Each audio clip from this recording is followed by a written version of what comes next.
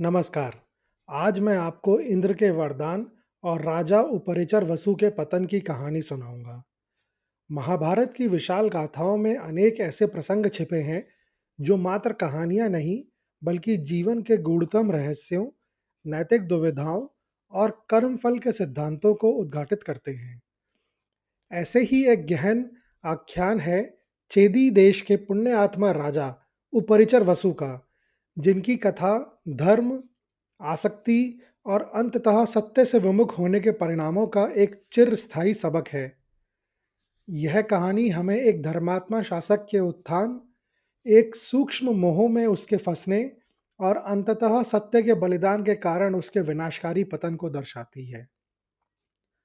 प्राचीन काल में भारतवर्ष के मध्य में स्थित चेदी देश पर महाराज उपरिचर वसु का शासन था। वे महाराज कुरु के यशस्वी वंश से उत्पन्न हुए थे और उनके राजत्व काल को चेदी के इतिहास का स्वर्ण युग माना जाता है।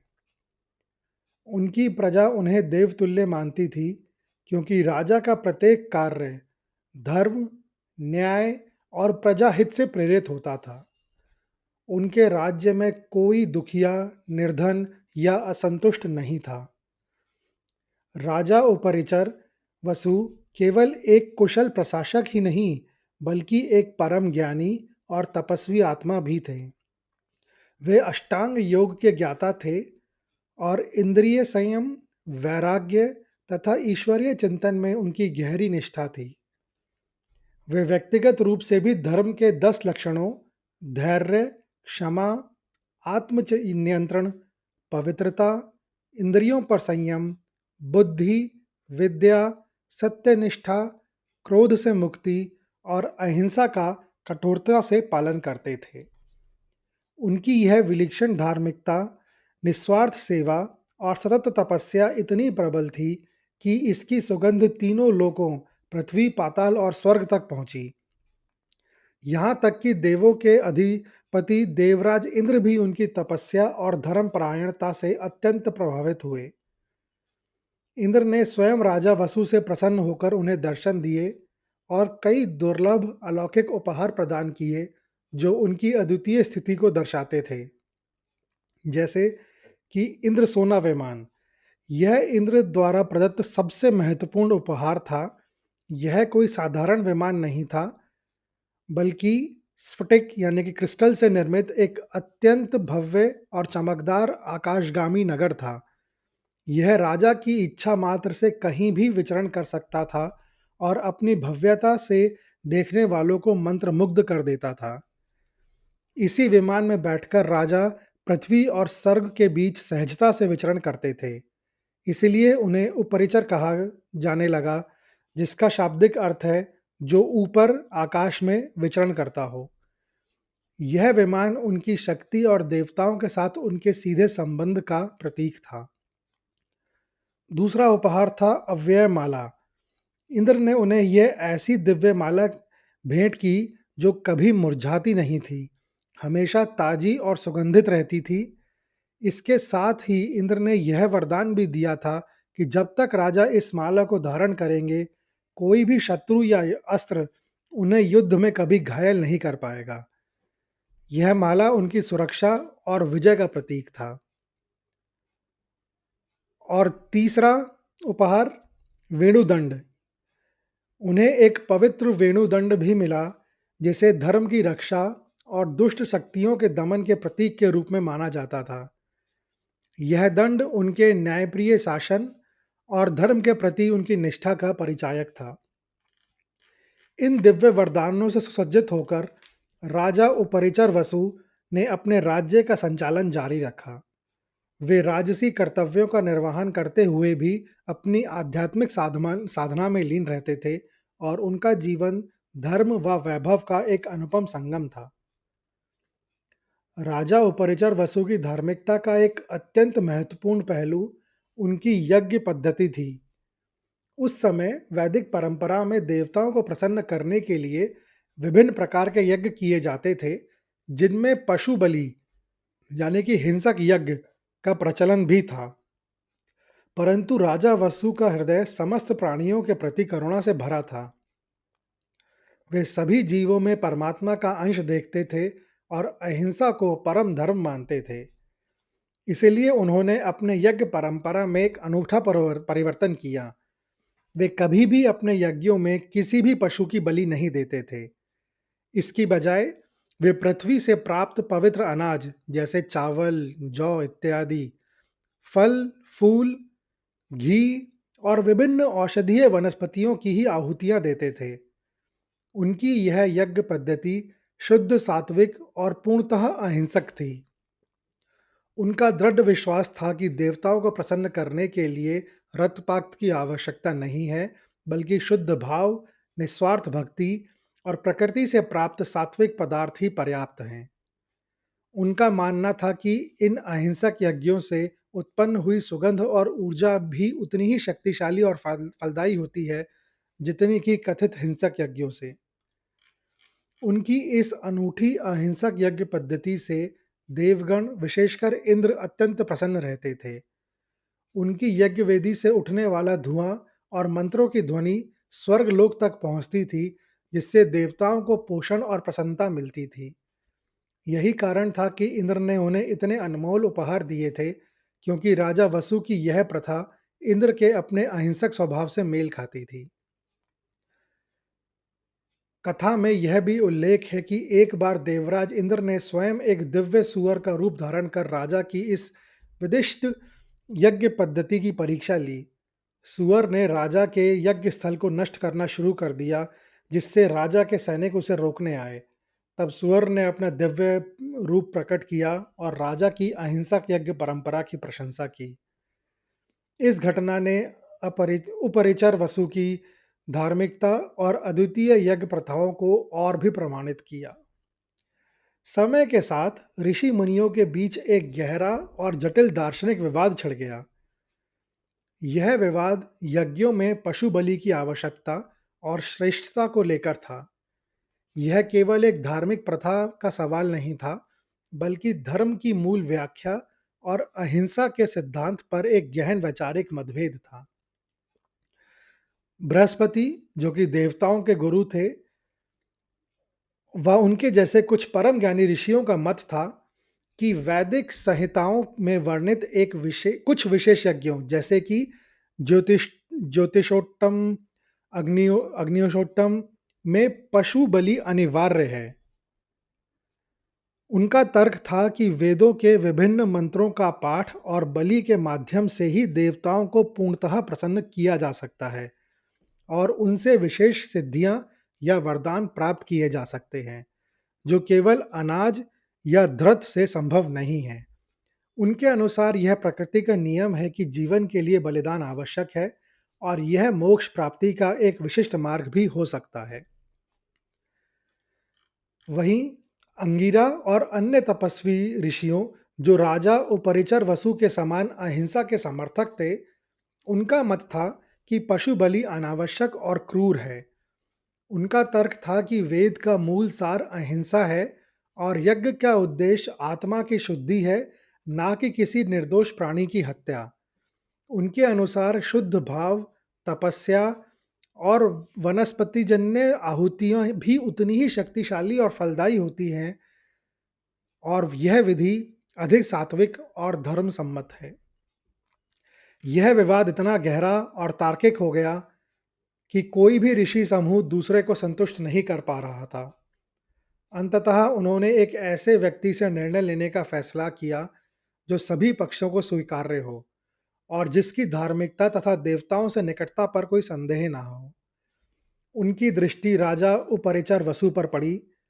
उन्होंने सोचा कि राजा वसु ही एकमात्र ऐसे व्यक्ति हैं जो अपनी विशिष्ट अहिंसक यज्ञ पद्धति के कारण देवताओं और ऋषियों दोनों में प्रिय हैं और वे निश्चित रूप से सत्य का निष्पक्ष निर्णय दे सकते हैं। सभी ऋषि राजा उपरिचर वसु के पास पहुंचे। उन्होंने अपनी अपनी दलीलों को विस्तार से राजा के समक्ष प्रस्तुत किया और उनसे इस गंभीर धार्मिक और दार्शनिक प्रश्न पर अपना अंतिम निर्णय देने का अनुरोध किया। किस प्रकार का यज्ञ, हिंसक या अहिंसक, श्रेष्ठ है और क्यों? यह राजा के लिए एक अत्यंत कठिन परीक्षा थी, क्योंकि उन्हें अपने सिद्धांतों और बाहरी दबाव के बीच संतुलन संतुलन साधना था। राजा उपरिचर वसु एक गहन और अभूतपूर्व नैतिक दुविधा में पड़ गए। वे स्वयं अपने जीवन में अहिंसक यज्ञ करते थे और इसके द्वारा ही उन्होंने देवराज इंद्र की असाधारण कृपा प्राप्त की थी। उनका अंतर्मन और उनका व्यक्तिगत अनुभव अहिंसक यज्ञों को श्रेष्ठता ही बताता था। वे जानते थे कि पशु बलि का समर्थन करना उनके अपने जीवन दर्शन और इंद्र की प्रसन्नता के मूल कारणों के विरुद्ध होगा। परंतु यहीं पर एक सूक्ष्म मोह और भय ने राजा को घेर लिया। वे जानते थे कि यदि वे अहिंसक यज्ञ को श्रेष्ठ घोषित घोषित करते हैं, तो वे देवगुरु बृहस्पति जैसे शक्तिशाली ऋषियों और उनके अनुयायियों का को नाराज कर देंगे। इससे उनके राजनीतिक संबंध भी प्रभावित हो सकते हैं। सबसे बढ़कर उन्हें इस बात का भय था कि यदि वे उन ऋषियों के मत का खंडन करते हैं, जो इंद्र के परम भक्त थे, तो कहीं इंद्र उनसे अप्रसन्न ना हो जाएं और उनसे उनके प्रिय दिव्य उपहार, इंद्रसोना विमान, अव्यमाला इत्यादि छीन ना लें। इंद्र के साथ अपने दिव्य संबंधों को खोने का यह भय उन पर हावी हो गया। इस सूक्ष्म आसक्ति, मान-सम्मान बनाए रखने की इच्छा और दिव्य कृपा के मोह में राजा उपरिचर वसु ने एक घातक त्रुटि कर दी। उन्होंने अपने आंतरिक सत्य और अपनी स्वयं की अभ्यास की गई धार्मिक पद्धति के विपरीत जाकर उन ऋषियों का पक्ष लिया, जिन्होंने पशु बलि का समर्थन किया था। उन्होंने यह असत्य घोषणा कर दी कि पशु बलि वाले यज्ञ ही श्रेष्ठ हैं और देवताओं को पूर्णतः प्रसन्न करना या वांछित फल प्राप्त करने के लिए अनिवार्य हैं। उन्होंने कहा कि बिना रक्त के यज्ञ पूर्ण नहीं हो सकता। उनके इस निर्णय ने उन ऋषियों को स्तब्ध कर दिया, जिन्होंने अहिंसा का समर्थन किया था। उन्होंने महसूस किया कि राजा ने अपनी निष्ठा और धर्म को त्याग दिया है। वे परम सत्य के प्रति राजा की इस बेईमानी से अत्यंत क्रोधित हुए। ऋषियों, जो अपनी तपस्या के बल पर अपार आध्यात्मिक शक्ति रखते थे और जिनकी वाणी में ब्रह्मास्त्र के समान बल था, ने अपनी क्रोधित वाणी में राजा को शाप दिया। उन्होंने कहा, हे राजा, तुमने सत्य का त्याग किया है और अपने मुख से असत्य का उच्चारण किया है। तुम्हारे इस पाप के कारण तुम्हें अब स्वर्ग और पृथ्वी के बीच कहीं भी जगह नहीं मिलेगी। उनके इस शक्तिशाली शाप के फलस्वरूप राजा उपरिचित उपरिचर वसु तत्काल धड़ाम से पृथ्वी पर गिर पड़े और एक विशालकाय गहरी खाई, जिसे पाताल लोक का मार्ग कहा जाता है, में सिर के बल समा गए। फिर कभी उन अपने भौतिक रूप में पृथ्वी पर नहीं देखे गए। उनका पतन इतना तीव्र और भयानक था कि वह देवों और ऋषियों के लिए एक चेतावनी बन गया। महाराज उपरिचर वसु और आकाशगामी नगर की यह कथा, जो महाभारत के उप प्रसंगों में से एक है, अनेक गहरे और कालातीत आध्यात्मिक तथा नैतिक सबक सिखाती है। यह कहानी सत्य की परम श्रेष्ठता को साबित करती है। राजा उपरिचर वसु ने राजपाट का त्याग कर दिया था, कठोर तपस्या भी की थी और दिव्य वरदान प्राप्त किए थे। फिर भी सत्य से विचलित होने के एक क्षणिक निर्णय ने उन्हें उनके सभी संचित पुण्यों से वंचित कर दिया।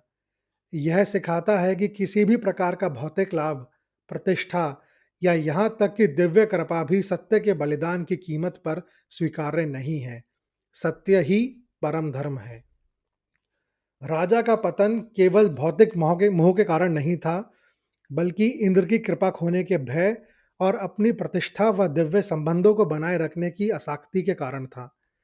यह दर्शाता है कि मन में छिपे हुए सूक्ष्म भय और आसक्तियों भी व्यक्ति को उसके धर्म और सत्य के मार्ग से विचलित कर सकते हैं, भले ही वह प्रत्यक्ष रूप से लाभ, लोभ या क्रोध जैसे ना दिखें।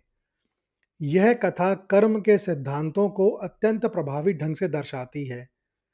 राजा के इतने पुण्य कर्मों के बावजूद असत्य बोलने के कर्म का फल उन्हें तत्काल भोगना पड़ा।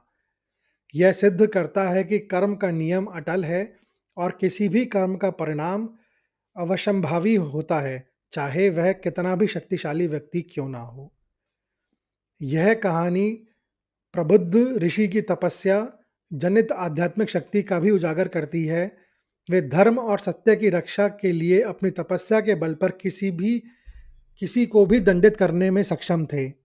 उनका शाप केवल क्रोध का परिणाम नहीं था, बल्कि धर्म के उल्लंघन के प्रति न्याय का प्रतिशोध था। भले ही राजा ने पशु बलि का समर्थन किया, उनका पतन इसी विरोधाभास और असत्य के कारण हुआ।